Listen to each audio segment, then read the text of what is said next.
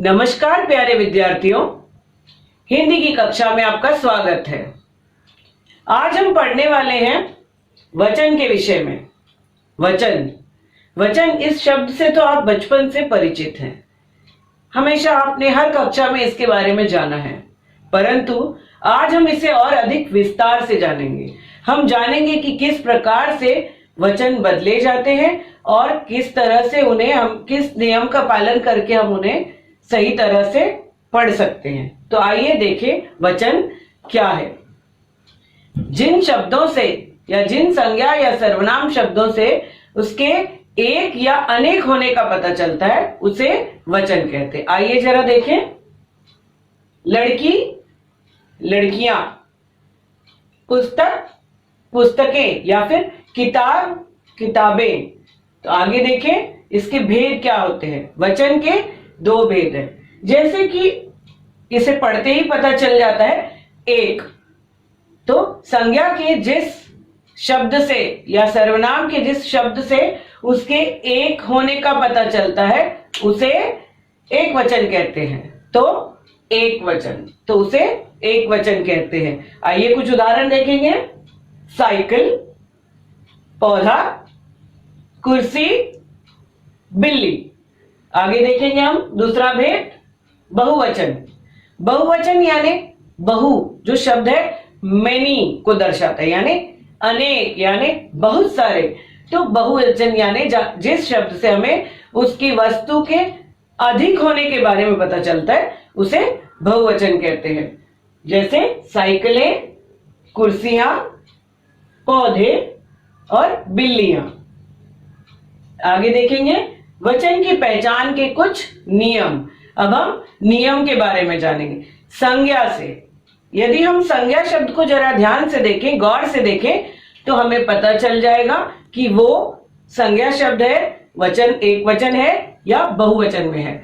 जैसे कि लड़की गीत गाती है, यानी कि एक है, ये संज्ञा है। और लड़कियां गीत गाती हैं, यानी कि यहाँ पे बहुत सारी लड़कियां हैं और यहाँ पे बिंदु है, यानी है।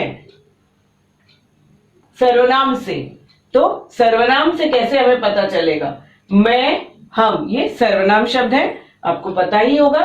मैं दौड़ रहा हूं, यानी मैं अकेला हूं और दौड़ रहा हूं। हम दौड़ रहे हैं, यानी कि हमारी कक्षा में कितने बच्चे होते हैं, सब मिलकर दौड़ते हैं या सब मिलकर शैतानी करते हैं। तो हम यहाँ पे पता चलता है कि बहुत सारे हैं, यहां पता चलता है कि एक है। क्रिया से, करने के भाव से, काम से हमें पता चलता है कई बार कि वो एक वचन में है या बहुवचन में है। उदाहरण देखेंगे। हाथी आ रहा है। अब हाथी जो शब्द है उसे हम बहुवचन में बदलेंगे तो भी वो हाथी ही रहेगा, तो हम उसकी क्रिया से उसमें परिवर्तन ला सकते हैं। यानी हाथी आ रहे हैं, तो हमने यहाँ पे रहा को हे कर दिया और है को है कर दिया। तो इससे हमें पता चलता है कि वचन एक वचन है या बहुवचन है। तो अब कुछ चीजें विशेष भी होती हैं, कुछ बातें विशेष ध्यान देने योग्य होती है, तो जरा उन्हें देखेंगे। कई बार हम अपने बड़ों को आदर देने के लिए भी, जैसे कि यहाँ लिखा है आप देख सकते हैं, आदर देने के लिए भी हम वचन परिवर्तन करते हैं। वो हमेशा बहुवचन में रहता है। जैसे कि अध्यापिका जी आ रही है, रही है, रही है, बिंदी लगेगी, है ना। तो इधर देखेंगे, पिताजी कल मुंबई जाएंगे। पिताजी तो एक ही है ना, तो लेकिन हमने उन्हें जाएंगे लिखा है क्योंकि हम उनका आदर करते हैं। पिताजी कल मुंबई जाएगा, अच्छा नहीं लग रहा ना।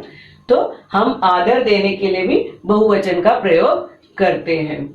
कुछ शब्द सदैव बहुवचन में प्रयोग किए जाते हैं। कुछ हमारे शब्द जो होते हैं वो हमेशा से बहुवचन में होते हैं, जैसे कि दर्शन, प्राण, आंसू, बाल, लोग और हस्ताक्षर। उदाहरण देखेंगे। प्राण, तो प्राण, मेरे प्राण निकल गए। तो आप बोलोगे प्राण तो टीचर ये तो एक वचन शब्द है। नहीं, वो हमेशा बहुवचन में ही रहता है, क्योंकि प्राण निकल गए हमने बोला, प्राण निकल गया नहीं बोलेंगे, गलत हो जाएगा। और आंसू, आंसू बहने लगे, आंसू बहने लगा नहीं, क्योंकि हमारी दो आंखें हैं, उससे लगातार आंसू बहते हैं, इसलिए वो बहुवचन में रहेगा। कुछ शब्द सदैव एक वचन में प्रयोग किए जाते हैं, कुछ हमारे शब्द जो होते हैं वो हमेशा एक वचन में ही होते हैं। जैसे पानी, पानी तो एक बूंद नहीं है, एक पानी नहीं है, पानी तो लगातार बहता रहता है, परंतु फिर भी वो एक वचन में प्रयोग किया जाता है। तेल, घी, दूध, आकाश, बारिश, जनता, तो ये सब जो है वो, जैसे कि जनता उदाहरण ले लेंगे।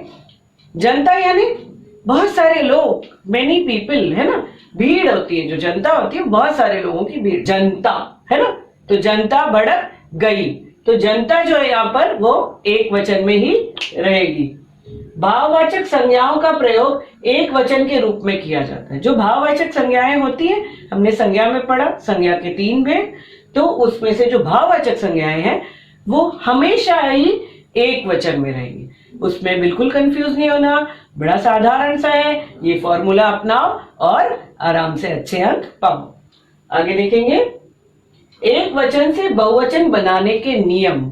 अब हम कुछ नियम जानेंगे, नियम, रूल्स, है ना। तो रूल्स अगर हम पढ़ लेंगे तो हमारी गलती कभी नहीं होगी। अ से ए, यदि यहां पर जो शब्द है वो पुल्लिंग हो, आपने लिंग पढ़े, पहले हमने आपको संज्ञा पढ़ाई, फिर हमने आपको लिंग पढ़ाई, अब हम आपको पढ़ा रहे वचन। इसीलिए ये जो सीक्वेंस है ये बनाया जाता है, क्योंकि अगर आप वचन बदलते हुए लिंग की पहचान करना सीख चुके हैं तो यहाँ पे आपको आसानी होगी। केला, केले, यहाँ पे यदि आ है और ये जो है वो पुल्लिंग शब्द है तो कुछ ज्यादा नहीं करना, साधारण सा काम है, आ ए परिवर्तन हो जाएगा। उदाहरण देखेंगे, केला, केले, खंबा, खंबे, गोला, गोले, मटका, मटके। आगे देखेंगे अ को ए में बनाकर, आखिरी में यदि अ है तो ए।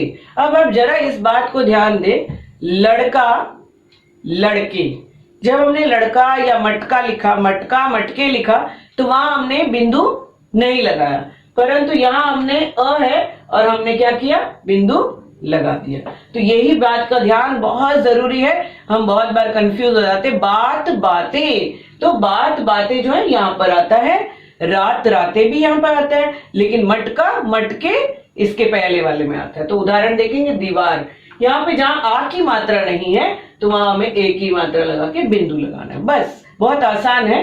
दीवार, दीवारें, नहर, नहरें। इस चीज में बहुत बच्चे कंफ्यूज हो जाते हैं कि आ है कि नहीं है, बिंदी लगानी है कि सिर्फ मात्रा लगानी है। सीधा रूल है, अ लगाओ, अ लगा हो अंत में, आ की मात्रा नहीं है तो सीधा उसको इतना ही परिवर्तन करना है और हमारा काम हो गया। आगे देखेंगे, आ में ए लगाना है।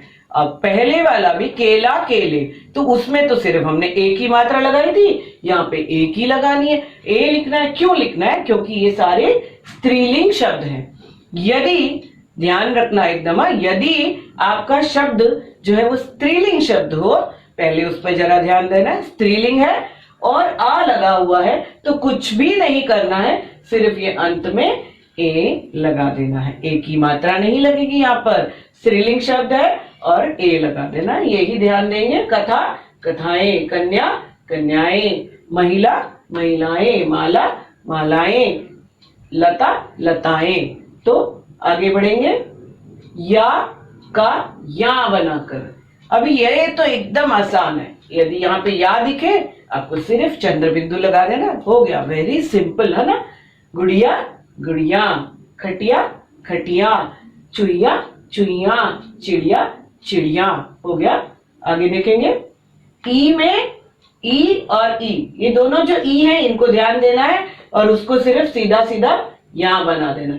यदि वो बड़ी ई है तो उसे छोटी बनाना है और यदि छोटी है तो उसे वैसे ही रखना है। उदाहरण देखेंगे, गति, देखो यहाँ पे छोटी ई है, गति कैसे बोला हमने, तो गतियां, सिर्फ हमको यहाँ पे या लगा देना है। तिथि, तिथियां, गाड़ी, गाड़ियां, देखो यहाँ पे बड़ी ई की मात्रा थी, इसे हमने छोटी बनाया, सिंपल है। सबसे पहले मात्रा बदलनी है, उसके आगे हमें या लगा देना है। ताली, तालियां, यहां पर भी हमने वही किया। अब ये वाला भी ध्यान देने वाली बात है, मिठाई, मिठाई, मिठाइयां, यहाँ पे से हमने ई की मात्रा हटा दी। बहुत बच्चे यहाँ पर गलती करते हैं, मैंने देखा है, मिठाई यहाँ पर भी वो लोग बड़ी ई की मात्रा लगाकर यहाँ लगा देते हैं।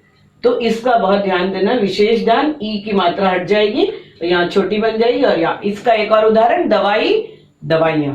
तो ये बच्चों को ये बहुत ध्यान देने वाली चीज है। उ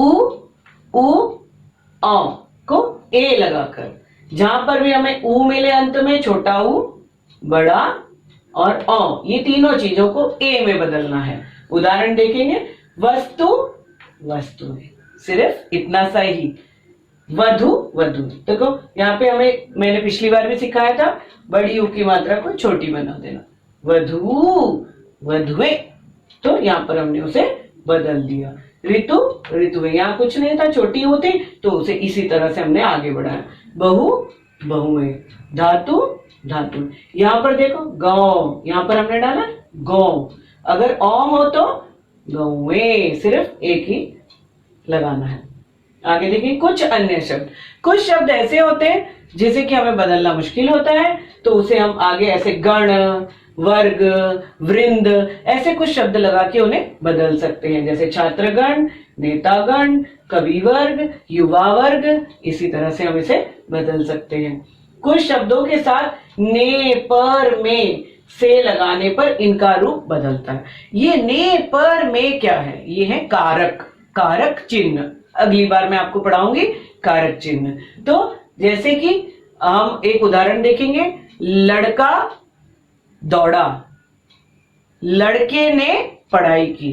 अब एक ही लड़का है जो पढ़ भी रहा है, एक ही लड़का है जो दौड़ा, लेकिन जहां पर पीछे ने लग जाता है या कोई भी कारक चिन्ह आता है तो थोड़ा सा बदलाव आ जाता है।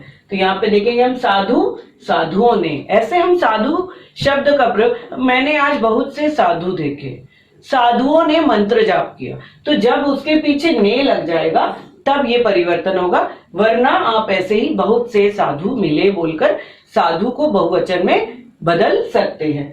पेड़ों पर, पेड़ों में, पेड़, फूल, फूलों में, तो फूल में खुशबू है, फूलों में खुशबू है, तो इस तरह से बदल सकते हैं। तो ऐसा हमने जाना कि किस प्रकार हम इन्हें बदल सकते हैं।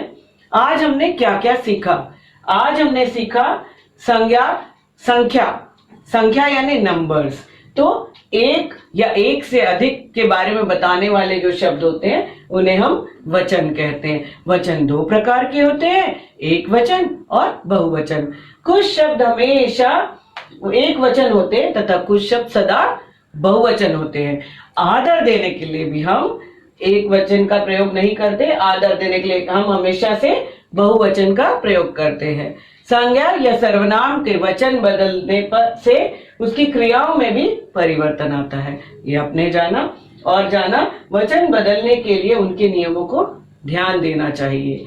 तो आप यदि इस पाठ को, इन बातों को पूरी तरह से ध्यान दें, लिख लें कहीं पर, बीच बीच में दोबारा वीडियो रिपीट कर कर देखें, तो आपकी जो समस्याएं हैं वो आराम से घर बैठे ही सुलझ जाएंगी और आप इसमें हमेशा प्रगति करते जाएंगे। हिंदी भाषा को समझने में आपको बहुत आसानी होगी। उम्मीद करती हूँ आपको आज का पाठ बहुत पसंद आया होगा। धन्यवाद।